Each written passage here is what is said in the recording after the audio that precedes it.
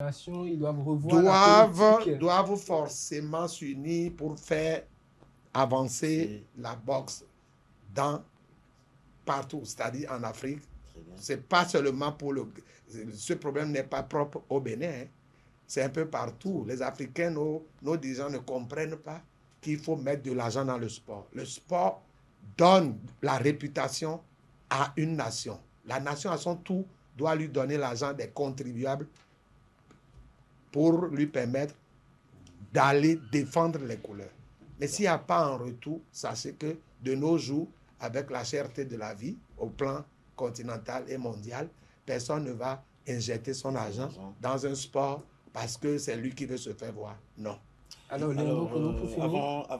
avant dernière question, il y a quelques années déjà, je pense 3, 4, plus 5 ans, en tout cas depuis la fin du mandat de M. Merintor, vous voyez, il y a eu des quiproquos, il y a eu des situations qu'on n'a pas compris parce que le public ne connaît pas encore effectivement quel est le cursus du boxeur professionnel. Pourquoi je dis ça? Parce que il y a par exemple, je ne vais pas me le cacher, Clément Loco, il y a des boxeurs qui vont remporter des titres, qui se clament champion d'Afrique dans telle ou telle catégorie.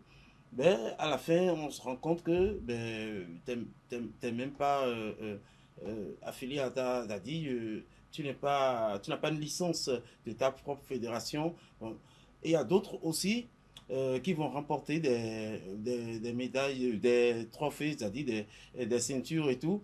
Ben, en fait, on a à peu près sur la balance un côté des boxeurs qui remportent des ceintures ou des titres qui ne sont pas reconnus et il y en a d'autres qui sont reconnus. Alors, quel est le cursus normal que le boxeur, en tout cas, que nous, qui suivons la boxe, auquel nous devons nous fier pour savoir que, bon, voilà, le boxeur qui est reconnu en Afrique, selon les tests de la Confédération africaine, selon les compétitions de la compétition statutaire, la Confédération africaine de boxe, tel boxeur qui participe est en réalité le vrai boxeur, parce que ça fait quelques années avec Clément Loco, surtout la polémique est partie de lui, où on dit qu'il n'est pas affilié à la fédération. Ce qui faisait qu'il ne bénéficiait pas il y a des promoteurs, qui font voyager, qui inscrivent des boxeurs, les athlètes dans des compétitions, mais finalement, c'est à croire que ce n'est pas reconnu par la Confédération africaine de boxe. En fait, dites-nous, nous qui ne connaissons pas, c'est quoi le cursus normal? Bon, là vos questions vont droit vers la boxe professionnelle. Voilà. Ce cas de figure, on le retrouve dans la boxe professionnelle.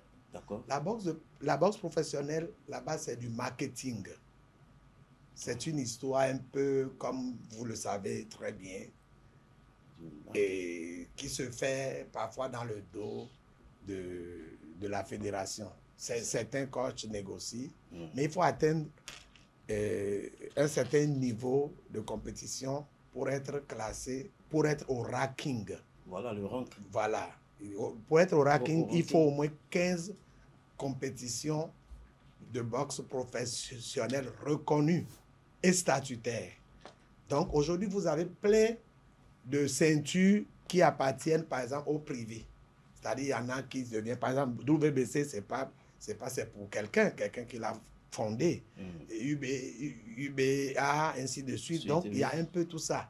Donc, si les promoteurs, les matchmakers et tout ce que vous avez connu, tels que les Barthélémy, Adoukonou, les défunts et tout, ont réussi à négocier, ils doivent venir prendre l'agrément technique chez la fédération. Très bien. Auprès de la fédération. Je crois que cet gérant ne pourra pas me démentir. Donc, il faut un agrément technique et un compte rendu suivi à chaque fois de la performance de ce pugiliste-là. Ceci, pour que la fédération soit capable de gérer avec ce promoteur la carrière de ce boxeur. Mais, à notre grande surprise, certains promoteurs s'en vont et ils pensent qu'une fois qu'on leur a donné l'agrément technique, le boxeur devient leur propriété et ils en font n'importe quoi. Parfois, ils vont jusqu'à aller négocier les ceintures fictives. C'est ce qui cause les contestations dont vous parlez.